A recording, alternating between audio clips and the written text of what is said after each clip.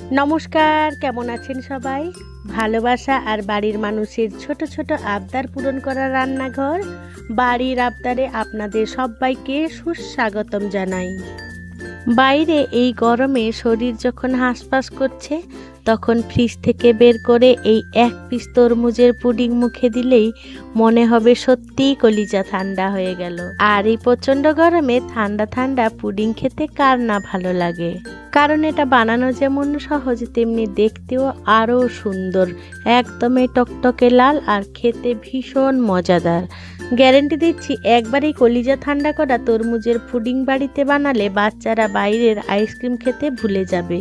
Perfect এই তরমুজের পুডিংটি বানানোর জন্য ভিডিওটি শেষ পর্যন্ত দেখার অনুরোধ রইল। পৃথিবীর সবচাইতে সহজ এবং ভীষণ মজার একটি ডেজার্ট হলো তরমুজের এই পুডিংটি। তার জন্য আমি একটা তরমুজ নিয়ে নিয়েছি, কিন্তু গোটা তরমুজ দিয়ে আজকের এই কলিজা ঠান্ডা করা পুডিংটি বানাবো না, আমি তরমুজের অর্ধেক অংশটা দিয়ে বানাবো। তো আপনারা যে পরিমাণ পুডিং বানাবেন সেই পরিমাণ অনুযায়ী তরমুজের পরিমাণটা বাড়িয়ে বা কমিয়ে নেবেন। আমার এই রেসিপিটি যদি কোনো নতুন বন্ধু ইউটিউব থেকে দেখে থাকেন, আমার এই ক্ষুদ্র চ্যানেলটিকে সাবস্ক্রাইব করে আমার পাশে থাকার জন্য অনুরোধ করছি। আর পাশে থাকা বেল আইকনটি অবশ্যই প্রেস করে রাখবেন। যখন আমি নিত্য নতুন কোনো রেসিপি দেবো, সবার আগে খুব সহজেই নোটিফিকেশান আপনাদের কাছে পৌঁছে যাবে। কথা বলতে বলতে তরমুজগুলোকে এইরকম ছোট ছোট পিস করে নিয়েছিলাম, যাতে আমাদের দানাটা ছাড়াতে খুবই সুবিধা হবে। তাই এইভাবে কেটে আরও ছোট ছোট পিস করে নিয়েছিলাম।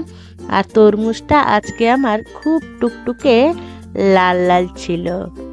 তো বন্ধুরা, পুডিংটি বানানোর জন্য এইরকম টুকটুকে লাল তরমুজ নিয়ে নেবেন, তাতে আমাদের কোনো রকম ফুড কালার লাগবে না। তরমুজগুলো দানা ছাড়া কেটে নিতে হবে। তারপরে আমি একটা মিক্সির জার নিয়ে নিয়েছি, জারের মধ্যে ছোট ছোট টুকরো করে রাখা তরমুজগুলোকে ঢেলে দেবো। আর এখানে দিয়ে দেবো প্রায় 2 থেকে 3 টেবিল স্পুনের মতন চিনি। যেহেতু তরমুজটা ভীষণই মিষ্টি ছিল, তাই আপনারা আপনাদের তরমুজের স্বাদ অনুযায়ী মিষ্টির পরিমাণটা অর্থাৎ চিনির পরিমাণটা বাড়িয়ে বা কমিয়ে নেবেন। চিনি আর তরমুজ একসাথে ব্লেন্ড করে নিলাম। এই পর্যায়ে তরমুজগুলো খুব সুন্দর করে ব্লেন্ড করে নিতে হবে। আর যেটাতে পুডিং বানাবো সেই পাত্রটিতে ছেঁকে নিচ্ছি। তার জন্য একটা ছেঁকনি নিয়ে নিয়েছি। এবারে ব্লেন্ড করে রাখা তরমুজের জুসগুলো ঢেলে দেবো। ঢেলে বেশ খুব সুন্দর করে ছেঁকে নেব। এই স্টেপটা অবশ্যই ফলো করবেন, কারণ এই তরমুজের খোসা বা দানা যদি থেকে যায় তাহলে ছেঁকনিতে থেকে যাবে, আর মুখে পড়লে এই ডেজার্টটা খেতে মোটেও ভালো লাগবে না। তাই অবশ্যই ছেঁকে নেবেন। এই তরমুজের জুসটা বার করার সাথে সাথে আপনারা একটু মিষ্টিটা চেক করে নিতে পারেন। আমার কিন্তু ঠিকঠাক ছিল। এবারে দেখুন, তরমুজের পুরো জুসটা আমি বার করে নিয়েছি। এবারে এর মধ্যে দিয়ে দেবো 1 চামচ আগার আগার পাউডার।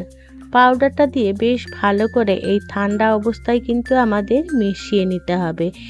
এই আগার আগার পাউডারটা কিন্তু খুব সুন্দরভাবে মিশিয়ে নিতে হবে, একেবারে যাতে তরমুজের সাথে মিশে যায় সেইভাবেই কিন্তু মিশিয়ে নিতে হবে। দেখুন, আমার মেশানো হয়ে গেছে।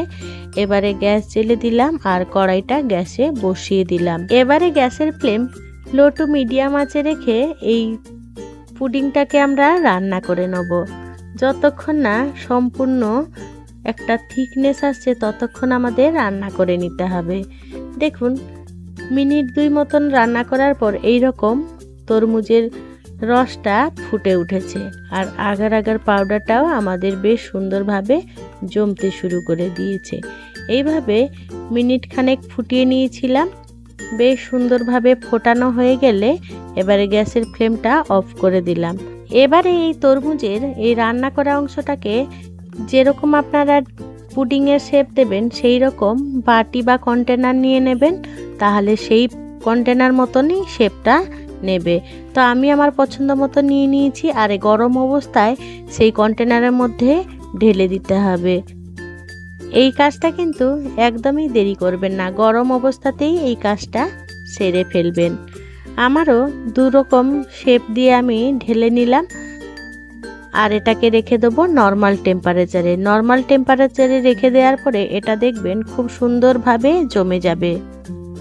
এবারে নর্মাল টেম্পারেচারে এসে গেলে এই পুডিংটাকে ফ্রিজে তুলে দেবেন। একদম ঠান্ডা ঠান্ডা টুকটুকে লাল লাল তরমুজের পুডিং আমাদের রেডি হয়ে গেল। আমি ঢেলে দেখাচ্ছি, দেখুন কতটা সুন্দর আর কতটা লোভনীয় হয়েছে। বন্ধুরা, তো আজকের রেসিপিটি যদি ভালো লেগে থাকে তাহলে লাইক, কমেন্ট, শেয়ার করতে একেবারেই ভুলবেন না।